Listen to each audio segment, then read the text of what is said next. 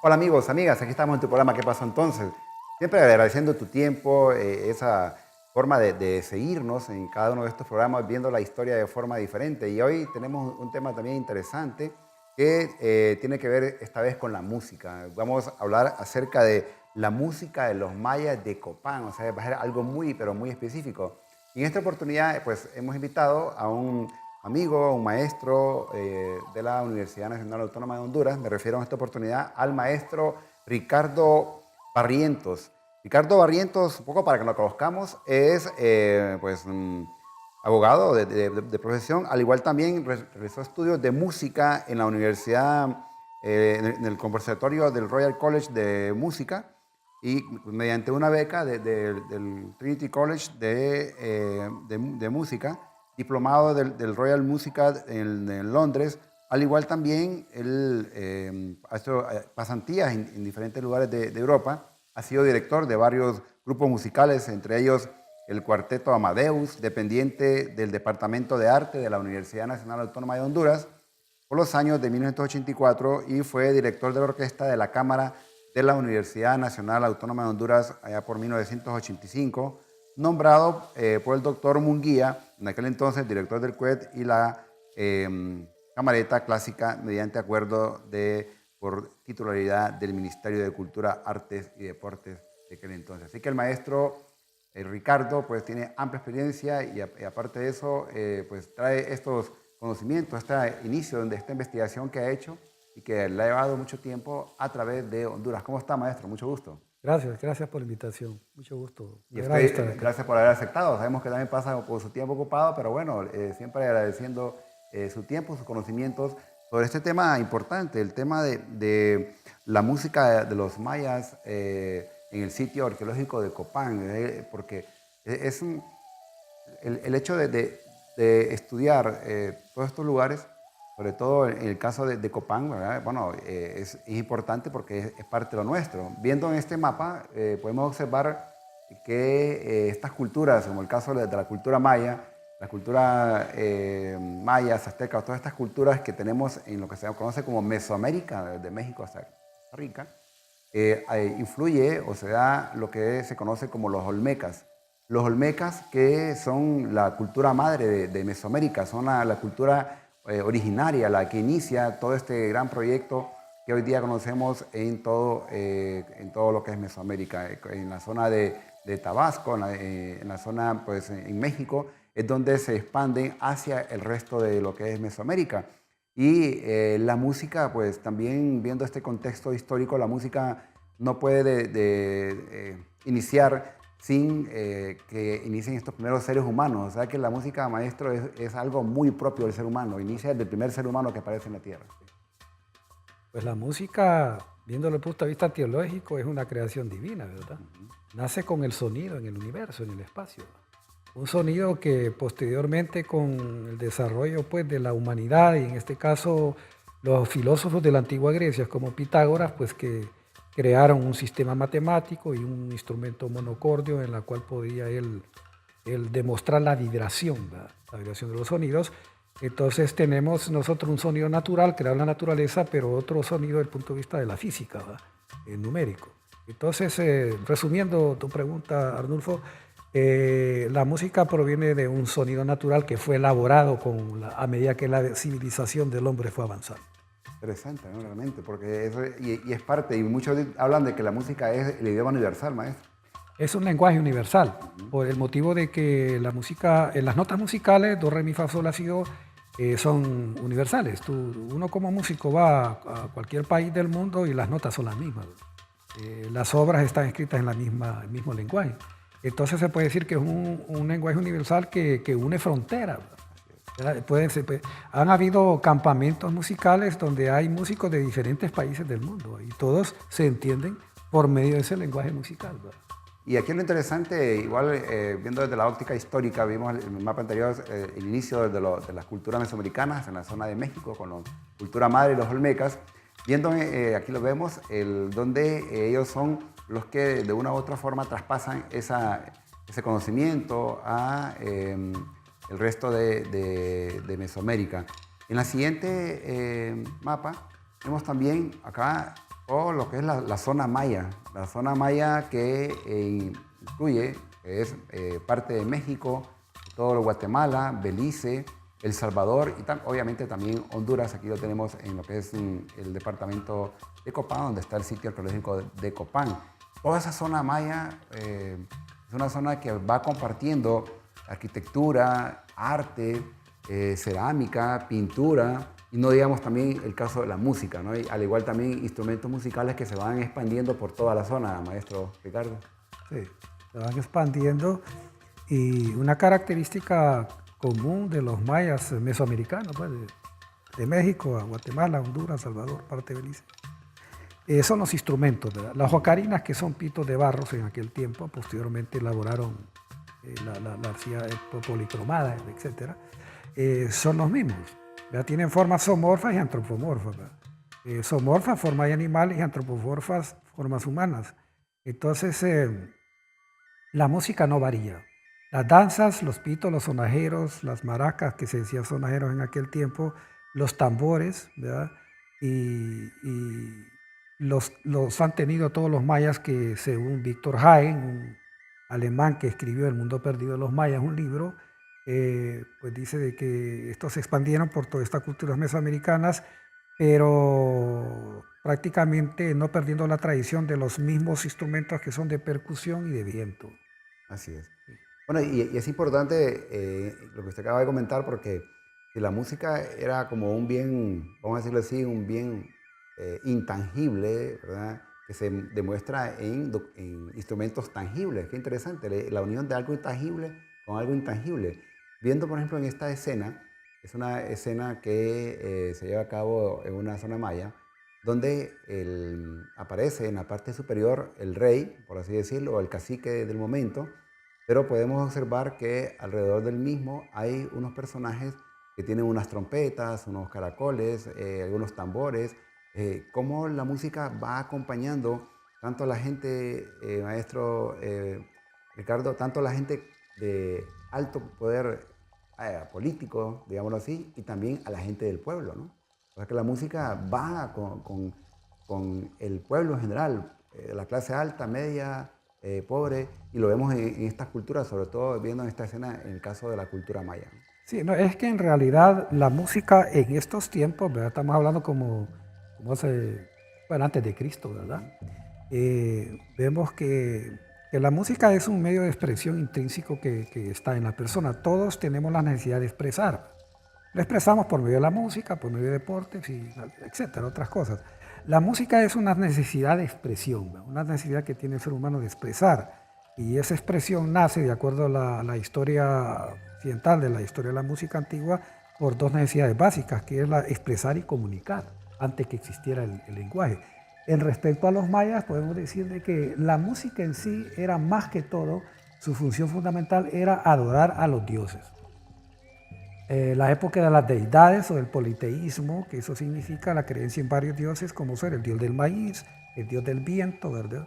El dios de la lluvia. Entonces, ahí lo que vemos ahí es una ceremonia ritual, ¿verdad? No es un concierto para el pueblo, ¿verdad? Es una ceremonia ritual en la cual están tocando con invitados, ¿verdad? Que es el pueblo, pero no podemos hablar de música popular en ese momento, sino que el objetivo fundamental era comunicar, alabar a sus dioses. Y la unificación también, porque la música es unificadora, ¿no? Sí, ellos tenían encendían unos saumerios, ¿verdad? En unos huecos respectivos, que eso está en la investigación de la música de los mayas de Honduras, donde vamos a llegar contigo, y ellos encendían el saumerio, y ese humo eran los mensajes que iban a los dioses, ¿verdad? Entonces los sacerdotes como un poder jerárquico en esa época de los mayas, esperaban la respuesta de los dioses. Entonces ellos danzaban mucho, la danza del jaguar, la danza del garrobo, la danza de la serpiente, pero su música era también para hacer peticiones, que lloviera y poder cultivar su maíz. La música es parte del poder, maestro. La música era bastante, como quien dice, el canto gregoriano que surge en la Iglesia Católica para acercarse más a la adoración de Dios, ¿verdad? Entonces los mayas, su canto gregoriano era eso, sonado por pitos, tambores, caracoles, ¿verdad? Y otros sinnúmero de caracolillos, otros sinnúmero de instrumentos, tanto que idiófonos, ¿verdad? Porque la cuerda en ese tiempo Todavía no, así no es. encontramos nada. Y cabe destacar que estos instrumentos, cuando los hacían, obviamente lo hacían con instrumentos de tierra, ¿no? O sea, de barro, tierra común y corriente. Y no eran instrumentos por ser instrumentos, tenía también un sentido. Es decir, hoy día miramos, qué sé yo, una flauta, una guitarra, etcétera, pero en aquella época, y usted lo dijo al inicio, eran instrumentos zoomorfos, como el caso de los caracoles, el caso de las ocarinas, el caso de los tuncules, que tenían forma, eran pintados, es decir, no eran instrumentos por ser instrumentos, tenían vida, por así decirlo. Sí, tenían figuras, sí. Los mayas de Copán, pues les gustaba mucho el mono. Hicieron danza al mono, música al mono, y cuando escuchamos música de este tipo, esos pitos, que se llaman ocarinas, imitan exactamente como un mono le hace, ¿verdad? Como un mono, ¿verdad? Y también la guara, también el armadillo, ¿verdad? Ahora hay tambores, tenían tambores de armadillo con la cabeza de armadillo de resonancia, ¿verdad? Que hacían dos pequeños toques con los bolillos esos que se tocaba también el tambor con culo. O sea que como lo comentamos, no era música por ser música, ¿no? Que viendo estos instrumentos nos damos cuenta de que había una conexión del medio ambiente, de la parte ecológica, para emitir esos sonidos como una armonía, ¿no? Pero bueno, vamos a seguir hablando de estos instrumentos interesantes que utilizaban los mayas en general, para luego hablar de lo que es el caso de Copán. Y a ustedes, pues no olviden escribirnos siempre a nuestro correo, ¿qué pasa entonces? @telebásica .com, ¿verdad? Y al igual también en nuestras redes como STVE Telebásica. No nos cambien, ya regresamos.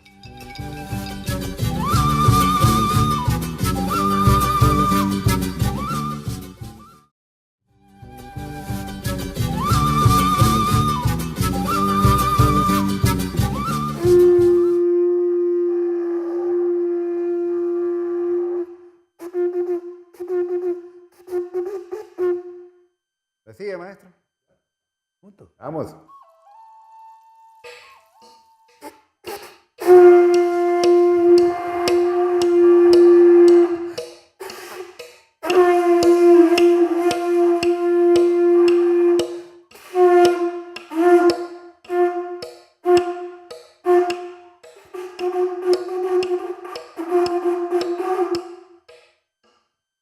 Aquí con estos instrumentos musicales que pues, los utilizaron los antiguos, los mayas. Sí. Es importante porque hablando hay que también, esto se llama en términos arqueológicos, se llama arqueología experimental. Experimentar con lo que los antiguos lo hacían, maestro. Y hemos como comentado pues, de esta gran cantidad. Por ejemplo, aquí tenemos el que usted tiene en su mano. ¿Cuál sería? Esta es una ocarina de barro con la figura de un murciélago, la cabeza de un murciélago. Emite solo un sonido, ¿verdad? Para el público tenga una idea, esto suena más o menos.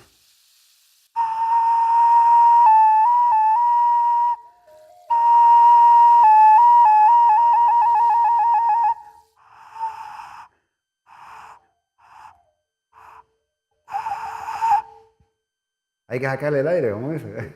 Es como una especie de flauta, digámoslo así, ¿no? Bueno, se podría decir los inicios de lo que iba a ser una flauta, porque la flauta tiene más agujeros, ¿verdad? Así que esto solo es un sonido, ¿no? Pero sí hay ocarinas con 3 notas o 4 notas, pero no se conocía la escala pentáfona y todo lo que es la cultura occidental. Y el caso del el tambor, ¿cómo realmente le llamaban los mayas a ese, maestro?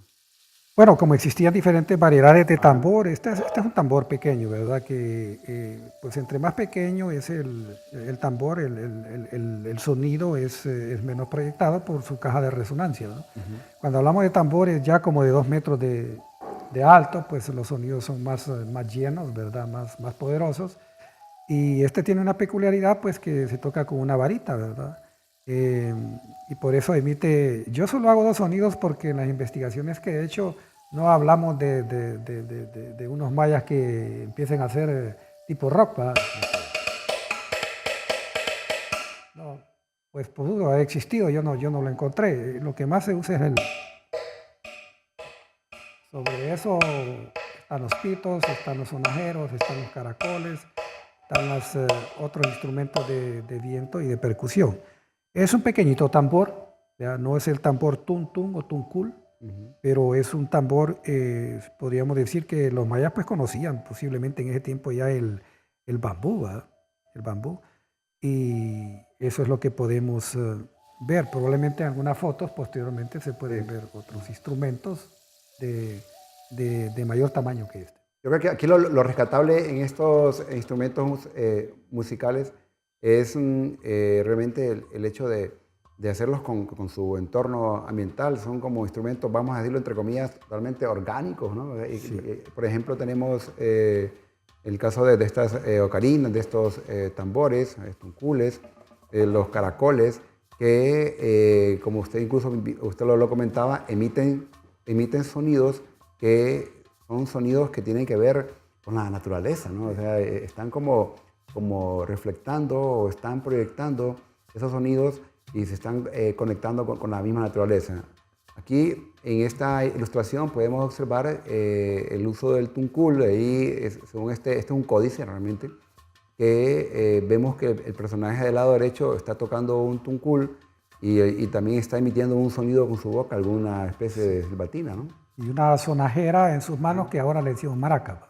El del lado izquierdo, Sí, ¿no? Tiene una lado izquierdo, sí, una sonajera, una sonaja. Una sonaja. Entonces ahí, pues, y viendo acá en otra escena, casi como que sería un recibimiento a un grupo de personas, pero cada uno de ellos tiene un instrumento musical. ¿Se nos podía comentar, maestro? Sí, por ejemplo, podemos ver el lado derecho, hay dos tipos de tambores ahí, ¿verdad? En el lado derecho, en la primera figura, tiene un tambor sostenido así como la idea de una marimba, como lo puede ver. Exacto. Y podemos ver que en los bolillos están forrados como de una goma o una cera, ¿verdad? Así es. De aquel tiempo, con lo que se asemeja pues a los bolillos de la marimba, que son así. Por eso yo hablo en mi investigación, ¿verdad? Ya una observación propia, que es posible de que los mayas de Copán hayan sido los precursores de la marimba, porque la marimba pues existe en toda Centroamérica, ¿verdad? Hay teorías de que comenzó en África, ¿verdad? Y hay muchas teorías, ¿no? Pero yo hablo de lo que pude encontrar. El siguiente figura, la primera figura del lado derecho, la siguiente figura, no, anteriormente a la foto anterior, ¿verdad?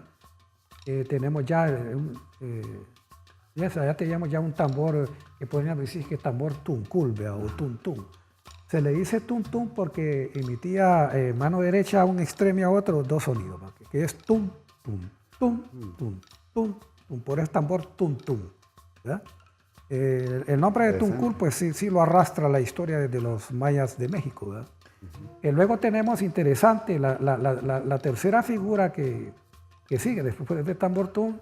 Tenemos una nueva figura de instrumento, ¿va? Que es una varilla, es un palo, digamos así, con un montón de caracolillos. Ahora estamos hablando de caracolillos pequeños. Putes, que le llaman comúnmente. Sí. Pute, un caracol de río, ¿no? Correcto. Entonces esos caracolillos hacían un sonido diferente a las sonajeros, a las maracas, ¿va? Entonces iba mezclando un sinnúmero de diferentes tonos de sonidos de percusión.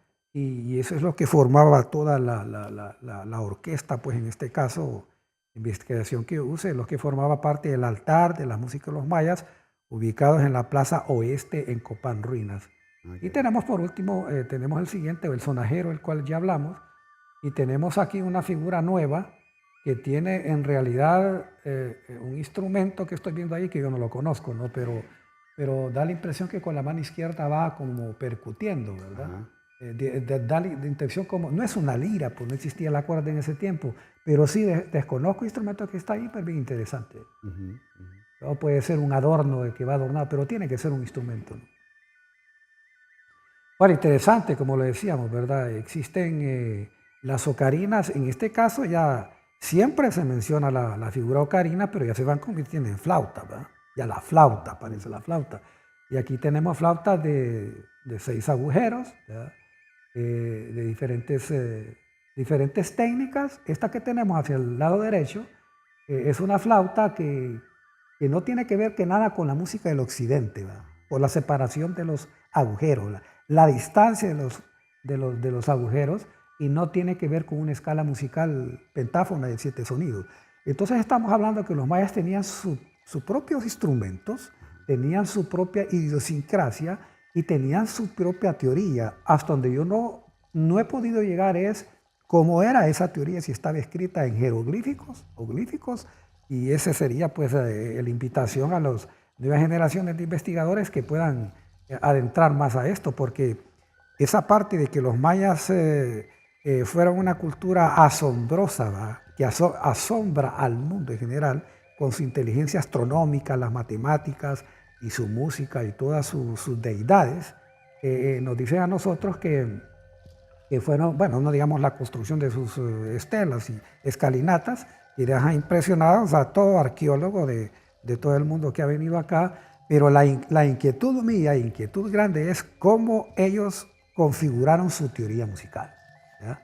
Y eso ya le pertenece, pues es posible a nuevas generaciones que puedan investigar eso, porque posiblemente al oído ellos hicieron un agujerito, se dejaron llevar por los sonidos que producían, porque eran agradables, y pues se sentía muy bien en su expresión con lo que ellos conocían, pero posiblemente no se pusieron a escribir y a estudiar la teoría. Porque cuando hablamos de teoría estamos hablando que ya la música occidental, los grandes filósofos, hasta matemáticos, músicos, se dedicaron a escribir la teoría musical, ¿verdad? No solo la teoría, es que teoría es una cosa y la otra es la historia a profundidad del desarrollo de su música, ¿verdad? En lo cual viene pues toda la ópera, el canto gregoriano, la sinfonía, y ya producen a Mozart, todos los músicos. Pero estamos hablando del viejo mundo y del nuevo mundo, ¿verdad? Eso hay que tenerlo bien claro, la gente que nos están viendo. Estamos hablando de que Mesoamérica, el nuevo mundo, con su propia cultura, con su propio desarrollo, con su propio inicio, como el viejo mundo con su propio desarrollo, su propia cultura, su propio inicio, ¿verdad?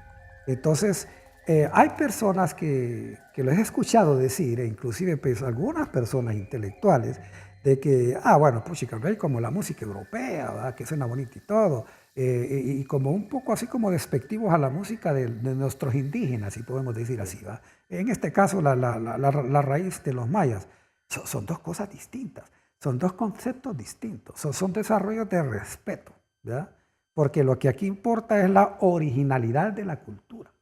Porque los mayas, bueno, aparte que no había contacto con el viejo mundo, lo que ellos hicieron era totalmente autóctono, original, y eso es lo que vale, ¿no? Claro, y lo dice el maestro porque él, pues sabemos que estudió en Europa y realmente el respeto que usted acaba de mencionar es muy importante de esa tradición. Viendo estas imágenes, por ejemplo, tenemos otros instrumentos y vemos el personaje que está como tocando el famoso tuncul, maestro.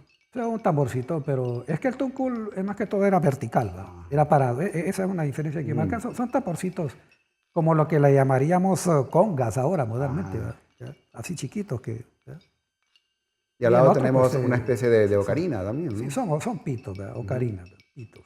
Incluso se habla de algunos instrumentos de uso totalmente funerario, ¿no? Sí. Que eso ya sería otra temática, ¿no? Es otra temática, especialmente las flautas, porque después también usaron los mayas fémur del venado, fémur humano, fémur, que es una parte de nuestra pierna, podríamos decir. Y habrían agujeritos y eran ejecutados solo para marchas fúnebres de niños, ¿verdad? Solo se tocaban para eso, ¿verdad? Las flautas de huesos de animales o personas. Interesante. Bien, vamos a hacer una breve pausa, ustedes no nos cambien, ya regresamos.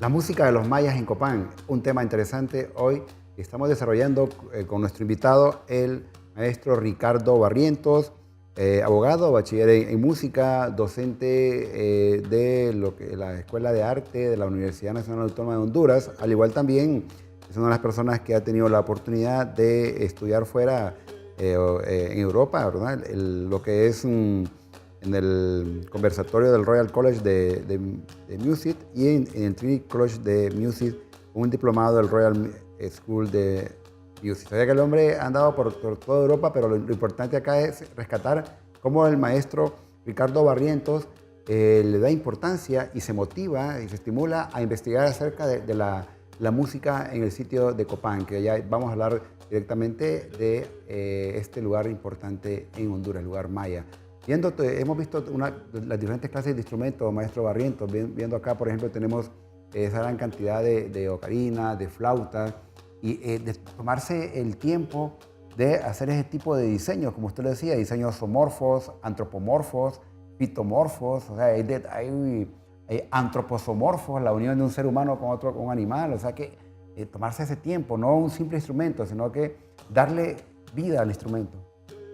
Bueno, precisamente eso lo podemos ubicar como un arte rupestre, lo que habla la historia de Europa.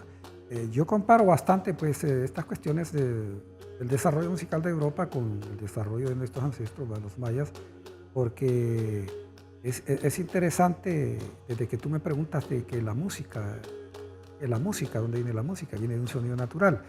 El arte rupestre, europeamente hablando, fueron las pinturas, hay dibujos que dejaron en cuevas o cavernas los primitivos de aquella época, llámese estado salvajismo, barbarie, civilización, los estadios de Federico Händel en Historia Universal. Retornando a los mayas de Honduras, vamos a hablar entonces lo que tú decías, Arnulfo, sobre estas evidencias, ¿verdad? Cuando vimos anteriormente un mural de las tumbas de Bonampak, ¿te acuerdas? Está demostrando ahí que sí los mayas tenían instrumentos porque ellos pintaron. Y eso se convierte en un arte rupestre, hablando de una figura europea, y no sé qué figura podríamos decir así, sino que podríamos decir testimonios que dejaron de la veracidad de los instrumentos que tenían los mayas de Copán, Honduras. Fuentes históricas realmente. Fuentes históricas. Y de primera mano. Sí, porque el público que nos está viendo tiene que tener una veracidad y decir, bueno, ¿y en base a qué fundamento? Esto están hablando de cómo fue la música de los mayas. Hay personas que me han preguntado, ¿y es que usted tiene grabada la música de los mayas? Bueno, pero mire, yo ni mis ancestros familiares existían en esa época. Hay todo un legado realmente. Sí, ¿no? Todo un legado. Entonces, nos remontamos a sus evidencias.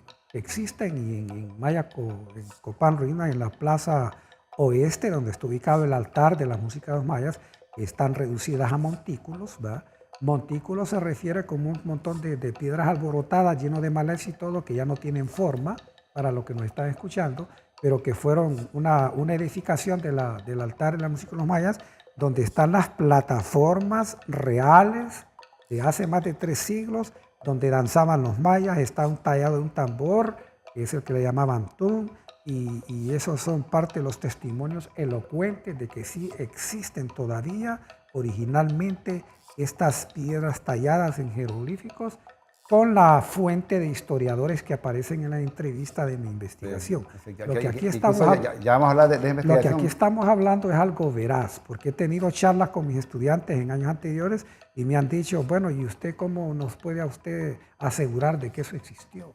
Bueno, y aquí tenemos la evidencia, mire, maestro. Aquí tenemos, por ejemplo, también era utilizada la caparazón de una tortuga como una especie de tambor. Correcto, era otra figura. Y el armadillo, ¿verdad? Aparte de que el armadillo también lo usaban como rodilleras para jugar la pelota. O de pelota, así es. Pelotas. Sí. Vemos ahí también en esa escena, prácticamente el tambor destaca en el bastante, centro, ¿no? Siempre el tambor tuncul era como el director, pues el director que ejecutaba en el centro alrededor de los músicos de mayas. Y hay que decir de que el director de los grupos de la música de los mayas gozaba de un gran prestigio. Claro, claro. Y sobre ellos estaban pues los sacerdotes y luego pues el gran jefe, ¿verdad? Que uno le llaman reyes, otros le llaman monarcas. He encontrado esa cuestión.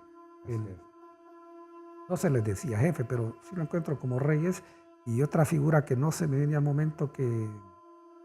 Bueno, luego se me va a venir cómo se le llamaban a los 18 conejos, pues las dinastías mayas. Gobernantes. Gobernantes también. Gobernantes. Viendo esta escena, obviamente no es en Copán, pero que podemos observar el uso de una especie de trompeta, otro instrumento también musical en la época de los mayas. Esto es en México. ¿No? Así como de medio metro de largo.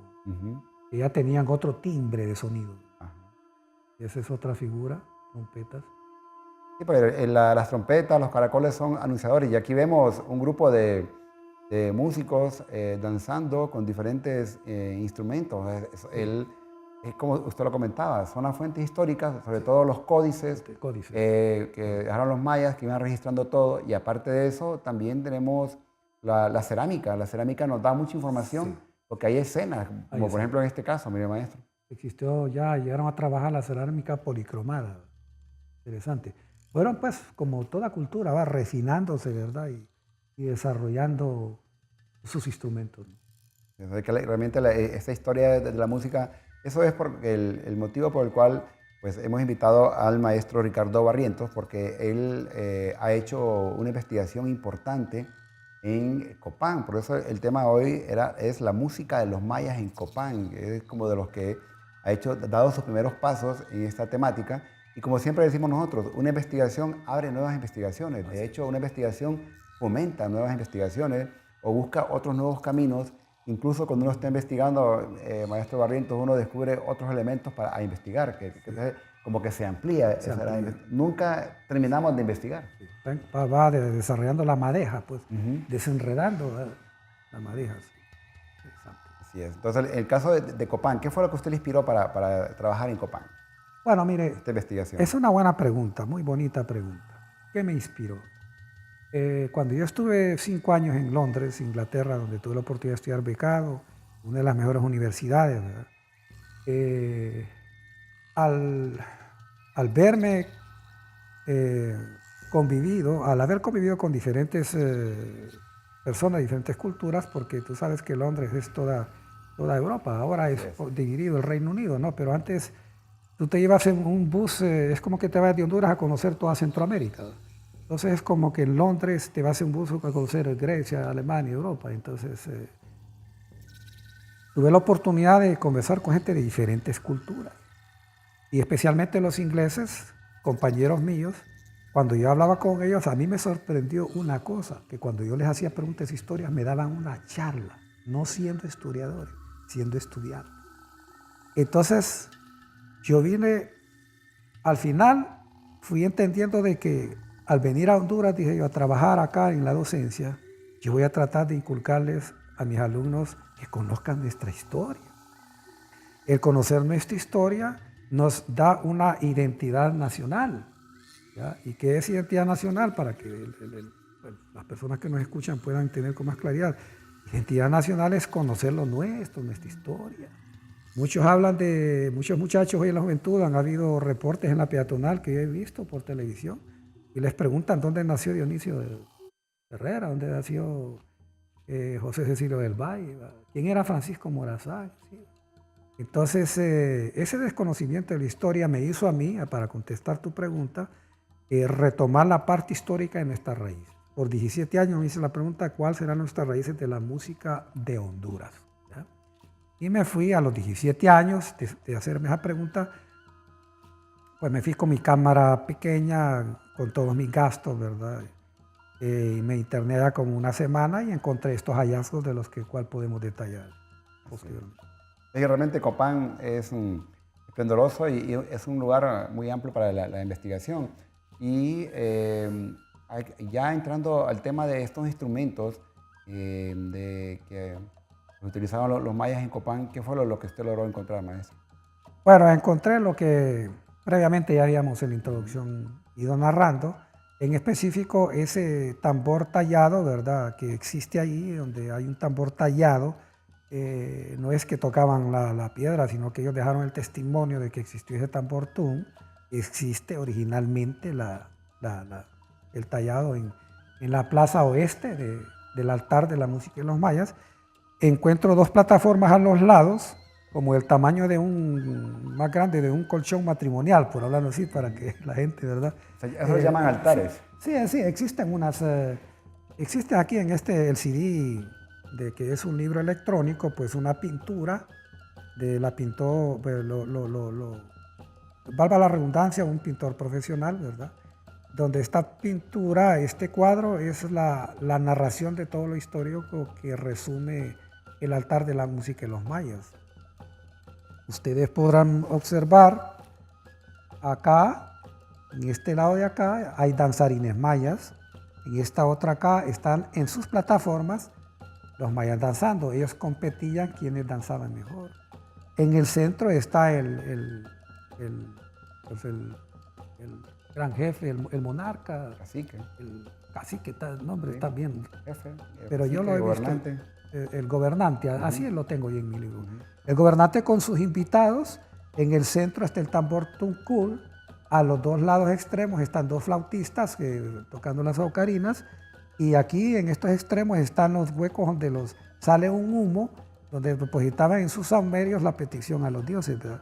Total que este cuadro que está acá es lo que existe en forma de montículos en Copán, Honduras. Entonces, para por terminar tu pregunta, sus instrumentos eran de percusión y de pitos. Donde mencionamos las ocarinas, mencionamos los tambores, mencionamos el caracol, mencionamos las sonajas o sonajeros, que ahora son las maracas, mencionamos caracolillos, mencionamos instrumentos de figuras de armadillos, ¿verdad? Como pequeñas cajas de resonancia que emiten dos sonidos, que esas réplicas están en el Museo de Copán de Honduras. Bien, y viendo esta también imagen de Copán, damos cuenta que la música era tocada tanto en lugares públicos como en lugares privados, porque realmente no era un lugar, la música exclusiva para cierto grupo, sino que era en general, ¿no? En general, pero como lo dije anteriormente, la base fundamental de la música de los mayas era comunicar, adorar a sus dioses, ¿verdad? De sus ceremonias, ¿verdad? Esa era la base, imitar la naturaleza, ¿verdad? Con sus sonidos y imitando al mono, imitando al búho, y su música era, ellos también le tocaban a la naturaleza, ¿verdad? Recuerda que, bueno, ya se sabe que eran grandes cultivadores del maíz, pero más que todo sus ceremonias rituales, ¿verdad? Para adorar a sus dioses. Bien, hacemos una breve pausa y ya regresamos con tu programa ¿Qué pasó entonces? Estamos hablando acerca de la música de los mayas en Copán.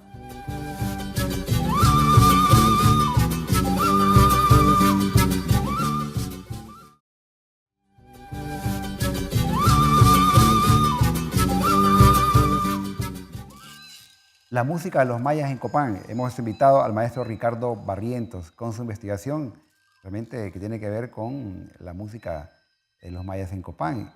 Interesante, maestro, y también siempre agradecemos que haya asistido haya confirmado nuestra invitación, porque ese tema de la música de los mayas se ha tocado en Guatemala, en México, pero en Honduras ha sido poco tratado, ¿no? ¿Por qué razón? Porque se han estudiado a otros grupos étnicos, el caso de los lencas, otros grupos importantes, pero también los mayas algo dejaron, ¿no? Es parte de ese legado. Comentamos también que este tipo de música también se daba en lugares públicos, como el caso de la plaza principal que vemos aquí en Copán. Da también una forma, la música prepara al pueblo mismo para algún evento de tipo político, un evento de tipo religioso, un evento mitológico, probablemente para la anunciación para un eclipse lunar, un eclipse solar. La música realmente nos ha acompañado a través de la historia. Sí, sí. ¿Qué sería este mundo sin música? Así es. Alguien dijo por ahí que si de este mundo no hubiera música sería como un jardín sin flores, ¿verdad? Algo así, pero nos preguntamos por qué tenemos en uno de nuestros sentidos dos oídos, ¿verdad? Pero, bueno, no quiero salirme de esto, pero es que todo se enlaza, ¿verdad? Cuando estudiamos las tres partes del oído, nos damos cuenta de que fueron diseñados para el sonido. Porque estos cartílagos esponjosos sirven para que la onda emitida rebote. En cada rebote, el sonido pierde fuerza. Entonces, al llegar al cerebro, va modulada su fuerza de una forma más agradable al cerebro. Porque en el oído externo, la primera parte, existe un sinnúmero de canales que la onda se moldea en esos canales para llegar al oído medio, donde está el mantillo, el yunque y el estribor. El martillo, la cloa, que tiene un poco de agua en el oído, que tiene que ver parte con la vibración para que emita un choque eléctrico que impulsa al cerebro el sonido o la canción que estamos escuchando. Ese martillo le hace ping a la onda, tiene contacto con el agua de la cloa e impulsa al cerebro, que es donde llegan los mensajes del oído. Entonces, la música está desarrollada con la creación del cuerpo humano. Es todo un proceso, realmente. Es todo un proceso. ¿Va? Entonces, y muchos se han preguntado, ¿y por qué las orejas? Para mí son los medios de acústicos, de rebote, pero para los egipcios eran para ponerse aritos y adornarse y todo eso, ¿verdad?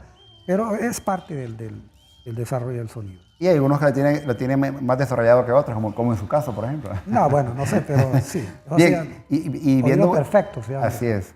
Y viendo acá esta imagen del campo de pelota en Copán Ruinas, un lugar también importante porque es un lugar público, un lugar donde había un juego ritual, el juego de la pelota, el famoso el poc-tapoc, que era así como sonaba el balón, ¿no? Hasta aquí tenemos el sonido, ¿no? Poc-tapoc, es la forma del sonido del balón, exacto. Y que también era utilizado en estos lugares públicos, un poco para crear un ambiente, porque la música lo que hace, crea un ambiente, prepara algún ritual, como lo comentamos, y realmente preserva, mantiene el poder, o también hace que la gente tenga melancolía, que la gente les recuerde. O sea, la música trae consigo una gran cantidad de sentimientos, no digamos para los antiguos, viendo el caso de Copán. Entonces, en los mayas, ya hemos comentado que la música se llevaba a cabo en lugares públicos y lugares privados. Pero en Copán, los arqueólogos, hay un lugar que le llaman la Acrópolis.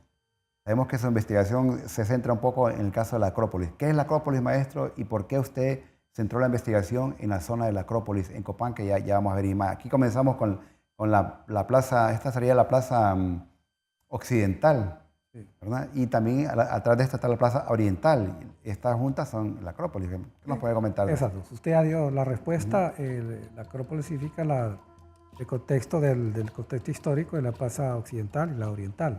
En una de estas plazas es donde se encuentra el altar de la música de los mayas. Creo que en la anterior plaza, en la anterior imagen, aquí sería la plaza occidental. Sí, la plaza occidental, que vemos ya una figura ahí, que es un danzarín que está ahí, más pues lo que está el dibujo plasmado en el CD electrónico que el servidor publicó ahí, poco allá como el 2005, la investigación se hizo el 2003, y ya nos encontramos pues específicamente en esa parte central donde se desarrolló la música y las ceremonias y también, como tú dices, la participación de los músicos también hacia las festividades del pueblo, la expresión popular también, que tenían acceso a las ceremonias y a los conciertos. Y hay que agregar que esta Acrópolis, que incluía la plaza occidental y la plaza oriental de Copán, esta Acrópolis realmente era un lugar para uso privado. Ahí era el lugar donde prácticamente se movía la nobleza, ¿no? Los más cercanos al rey. Sí, lo que le llaman la élite. Exactamente, la élite de la época, ¿no? La élite, el gobernante estaba en medio con sus invitados y era exclusivamente para la élite, donde en esa escalinata donde se sentaban los invitados y el gobernante, en la parte de arriba había una especie de bodeguita donde guardaban sus instrumentos. Pero también agregado algo que no he hablado a ese altar de las mayas, es que habían 12 enormes 4 palos, ¿verdad? Y un techo, pues el material no lo tengo, yo no puedo inventar una investigación, pero el material no lo tengo claro, pero sí había un techo. Como son materiales perecederos, realmente puede ser madera con paja o... hay una madera que se llama chico zapote. Sí, eso no lo encuentro, pero sí tenían, habla de techo. Así es. Estaba techado. Exactamente. Viendo entonces la siguiente imagen, aquí tenemos la famosa plaza que se le conoce como la siguiente, la Plaza de los Jaguares. En esta plaza pues, es vista como una especie de anfiteatro. Vemos que están las esquinas cerradas, hay alrededor, en la siguiente podemos ver, hay alrededor la gradería. Esta es como la habitación principal de un rey, que era el rey número 13 de Copán, que es el famoso 18 Conejo o Huachaclajún, Hualcahuil. Y esta es una vista de la casa de él, ¿no? Y aquí podemos observar, maestro Ricardo, todo lo que es la Plaza de los Jaguares. Viéndolo de esa forma, realmente es una zona acústica. Bueno, nosotros ya modernamente entendemos como acústica un lugar cerrado, Okay.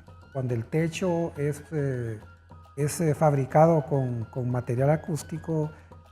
Para los que están escuchando, ¿cómo será ese material acústico? Es un material esponjoso con agujeros, ¿ya?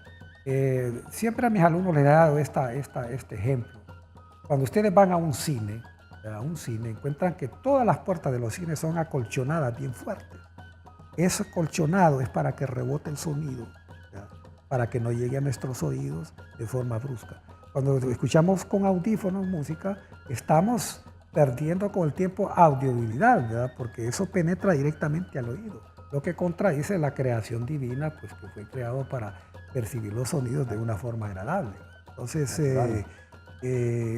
cuando vamos a discotecas, vamos, digo, pues ya tiempo no voy, ¿verdad? Pero cuando se va a discotecas, uno no puede hablar porque la gente lo que quiere es bailar, tomar y estar en onda. Y entre más estruendoso es el ruido, nos sentimos más efervescidos. Si nosotros medimos eso, la capacidad de los decibeles de audibilidad, vemos que eso no es bueno para nuestros oídos porque poco a poco vamos perdiendo audibilidad, ¿verdad? Si tú te pones un ejemplo, 5 minutos, un poco alto volumen, 2 audífonos en 5 minutos, si yo hablo a la misma intensidad y te digo después de esos 5 minutos lo mismo en la misma intensidad, tú vas a empezar a decir, ¿cómo?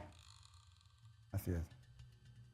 Entonces la parte acústica es esa, pero en ese tiempo pues se le puede llamar la parte acústica en su idiosincrasia, ¿va? Exactamente. Lo que yo conocía, pero acústica es algo cerrado con techos esponjosos, que las escuelas de músicas que hay acá, porque un material es muy caro, lo que usan en